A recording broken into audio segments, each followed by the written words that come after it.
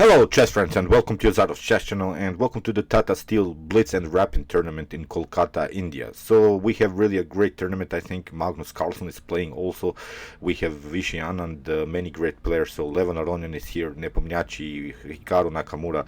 So I'm really excited because we have this very nice format. I really like rapid games and blitz games because rapid and blitz games have of course mistakes, and you see how now in this game also played by Levon Aronian against Magnus Carlsen that it would be not a perfect game but almost a perfect game played by Magnus Carlsen with the black pieces. And it was very interesting for me to see that Magnus Carlsen has changed now a little bit the opening theory, because basically he used to play this Lasker Sicilian.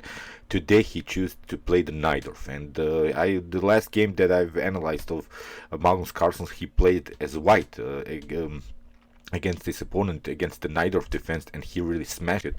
Basically he played now the same opening, but Magnus Carlsen's Najdorf of course is much better, and Levon Aronian on the other hand in this game had maybe his chances, but made really sort of a slight inaccuracy in which Magnus Carlsen then took over the game and really punished all of these tiny inaccuracies by Levon Aronian. Why is the title my favorite player against the best player? Well, I really like this guy Levon Aronian. I named my son after him, and I was really looking forward to see this game because it was for me the best game in the tournament, and that's why I decided to show it to you. So let's see the game. It was really a great Najdorf. I think here we have e4 by Levon Aronian, and now c5 by Carlsen. Knight on f3, we have d6, and now d4. After c takes d4, we have knight takes on d4, and now knight on f6. Of course, knight on c3, and basically black can transpose now even in this dragon variation. But now after a6 we have the so-called Najdorf defense, and the Najdorf Sicilian is really one of the most aggressive responses to e4. And I'll try also maybe to cover this opening, because in my chess channel I have also prepared some openings for you, like the King's Indian, Nimzo Indian, and the hyper accelerated rank Sicilian defense. So I think after I finish this hyper accelerated rank Sicilian defense series, then I'm gonna start to show you some cool tricks and some good opening theory in the Najdorf defense. And you'll see now in the continuation of the game that something weird will happen. Magnus will go into an endgame in which he plays with the rook against two minor pieces, and I've always wondered when to go in this types of variation. When should we go with the rook against two minor pieces? And I've also made a video about that, about this particular problem in chess endgames or in chess middle games. So I'll send you also the link at the end of this video so you can check it out. When is it really possible to go with the rook against two minor pieces? So but it will be in this later stage of the video. So we have now after f3 the most popular response to the Najdorf defense, and now e5 played by Magnus Carlsen. Here we have knight on b3, and we have now pawn structure which is called the so-called Boleslavsky hole. The Boleslavsky hole has the weakness of the d5 square and has also the weakness of this d6 pawn, but there is a slightly advantage about this pawn structure. After this move knight on b3 and bishop on e6, it's really hard for white now to immediately to jump with the knight on d5, because we can trade it off even with the knight or with the bishop. Then you have to recapture with the pawn, and you have lost the connection of this very firm pawn structure. On the other hand, this weak d6 weakness is always protected with this bishop on e7. So that's why one of the basic idea of whites is to go in sort of a positional trades of pieces, trying maybe to force black to go into an endgame in which he has maybe this weak bishop, this weak dark square bishop.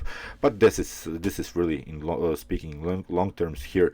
Levon Aronian played bishop on e3, also common idea, with the preparation here to play queen on d2 and then launch an early flank attack with g4, h4, h5, g5, whatever the position allows. So here with bishop on e3, this early preparation. So here knight from b to d7 played by Carlsen. Still this d6 is very well protected, and this a6 is also perfectly fine because you cannot jump with your knight on b5 and attack the d6 weakness.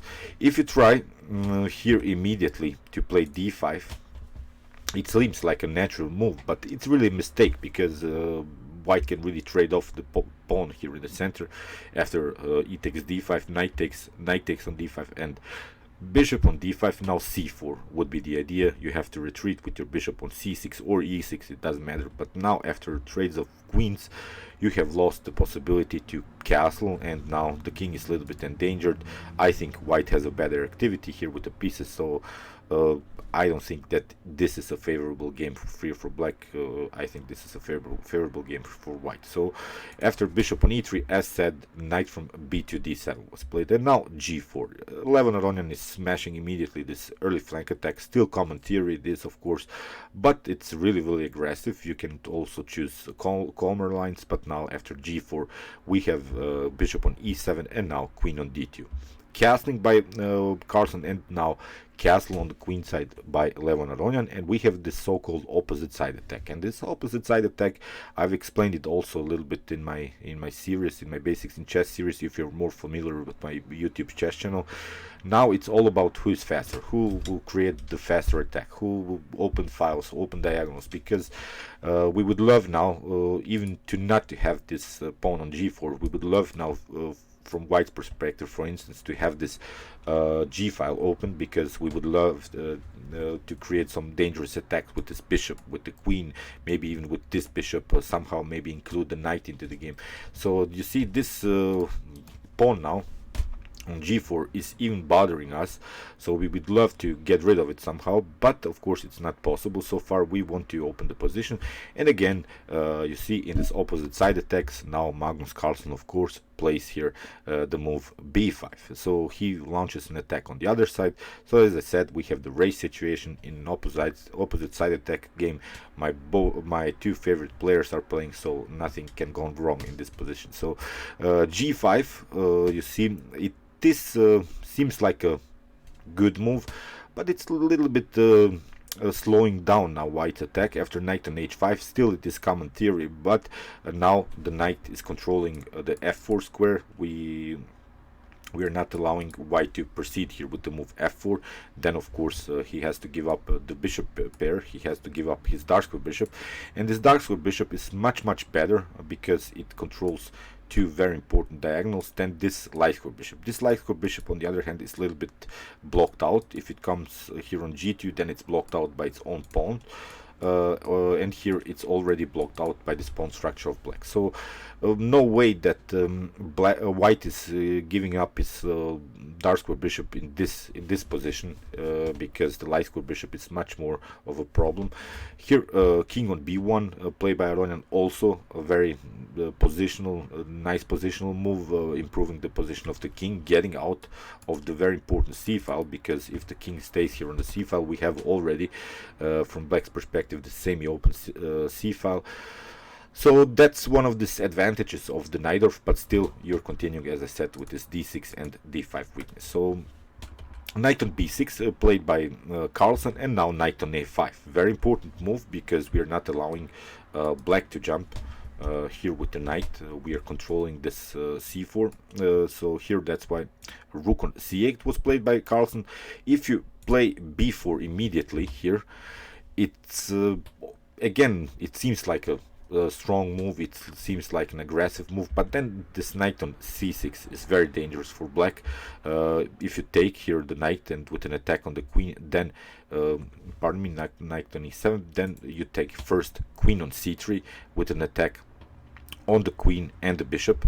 Then queen on d7 has to be played. Now knight takes on e7, we have queen takes on e7. Now bishop can take the knight on b6, and in this position the bishop pair is much more powerful, with the possibility now maybe to somehow include this light square bishop into the game, maybe with possibility somehow to push the f4 pawn.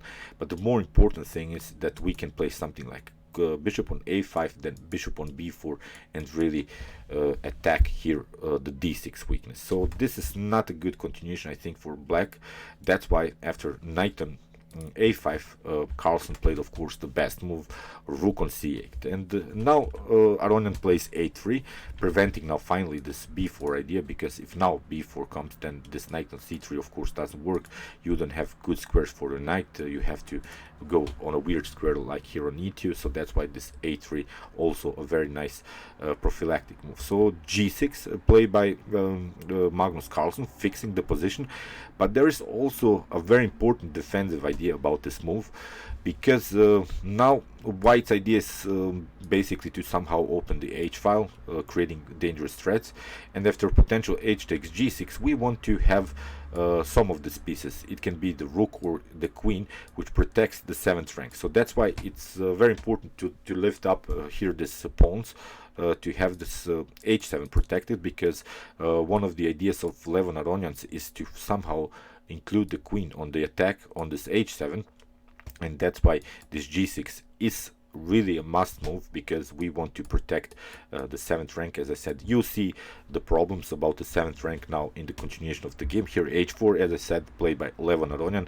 Now knight on g3. It seems that white has made maybe a mistake, but it's giving up basically a bad piece for a good piece, because after knight on g3 and rook on g1, knight takes on f1 was played, and now rook takes on f1, but we gave up the light square bishop. As I said, the light square bishop was bad anyway. It was blocked out by its own pawns, it was blocked out by these 2 pawns, so this light square bishop didn't have a good activity, so giving it up in this position, I don't think that it's a problem. Still, the evaluation here is equal for both sides, and here knight on a4 played by Magnus Carlsen. This is a very nice move.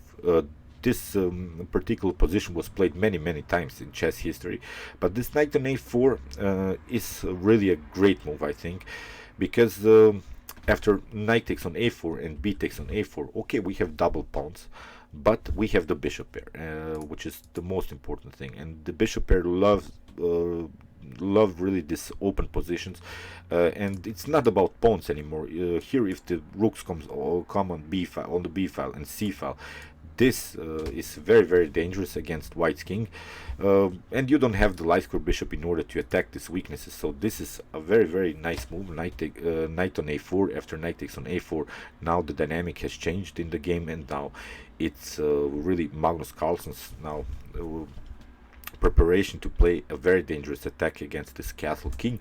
Here h5 played by Levon Aronian, so Levon is playing also a very nice move, not losing some tempos, creating this very important flank attack.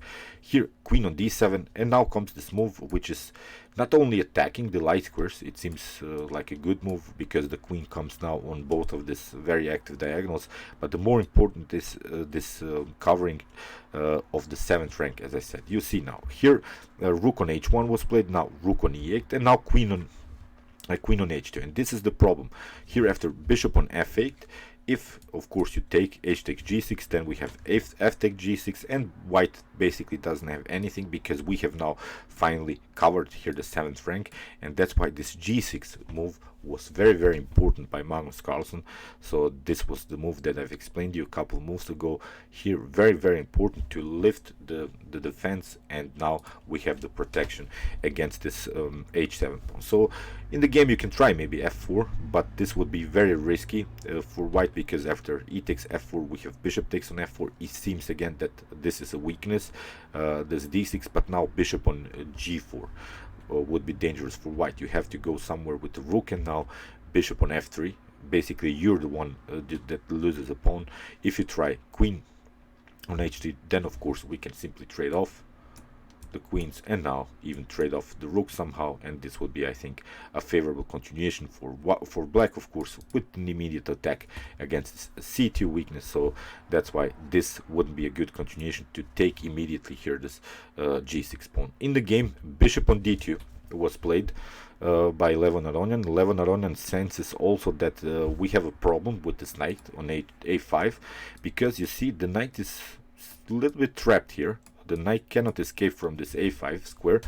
It's really on a weird position. It's on the edge of the board, and the queen and the bishop are covering this life course very good. And if we get an attack against this knight, then it could be lost also. So that's why bishop on d2 improves a little bit the position of the bishop, but it's really important to have this knight on a5 defended. So rook on c7. Now Magnus Carlsen builds a very nice battery on the c file, but this is maybe not the best of plans. Here after bishop on b4, finally Levon Aronian plays against this d6 weakness, and now rook on b8 was played. Rook on d3 played by Aronian, also a very nice move to have also the third rank covered, and now queen on b5. And this was really Magnus' main mistake in the game, queen on b5, and now Levon Aronian could have really punish this weakness, because now we have the possibility to play c4, kicking away the queen, and really solving our problems, because with this move c4 we have really solved all of the problems around white's king. We don't have, black doesn't have anymore so many attacking possibilities against the king. If you try bishop takes on c4, then you see how dangerous it gets. We have knight takes on c4, and if you take with the queen on c4, then rook on c3, and you lose the rook. So you see the rook is not protected anymore. If you try to take with the rook, then we have these problems, as I said, on the 7th rank. The 7th rank problem is the main problem in the Najdorf. Here after h takes g6, it's basically game over. You lose also here the h7 pawn, and you can get also checkmated. So if you try something like queen on b6 in order to escape, now after the move c4, which Levon Aronian didn't play in the game, now f4. It's very, very dangerous for black. After e takes f4, it's not about taking the pawn, it's about getting this one into the game. Bishop on c3, really aiming now on the dark squares, and again with the possibility to open the h file. If you try something like bishop on c4 again, you see again knight on c4 again. You can try maybe queen on b5 to attack the knight, but now again h takes g6 after f takes g6.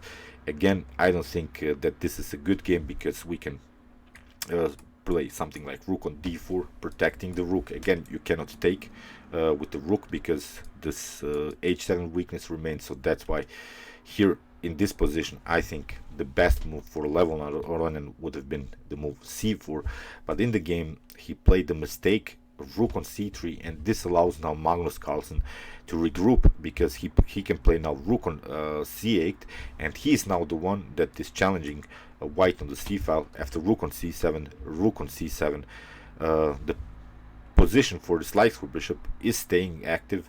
We have again a coverage of this 7th rank, which is the most important thing, and now it's really black's position. It's really a better position here for black with the bishop pair. Now black can attack, and now white has to defend itself. Here rook on d1, immediately it seems like an active move, but it's a passive move. Again, we are not attacking the h file anymore. So here in this battle, Levon Aronian lost the battle on the h file. Now he doesn't even have anymore this attack, this very dangerous attack. Now it's only Magnus Carlsen that will create some attacking chances. Here rook on d7, protecting this d6 pawn, but it's not about this d6 so much. It's about activating somehow this light for bishop. In the game, rook on d3 was played. We have bishop on e7, h takes g6, again f takes g6. Nothing can happen still on this h file. We can always cover it again with the rook. So queen on d2, we have queen on the g6, protecting the d6, but now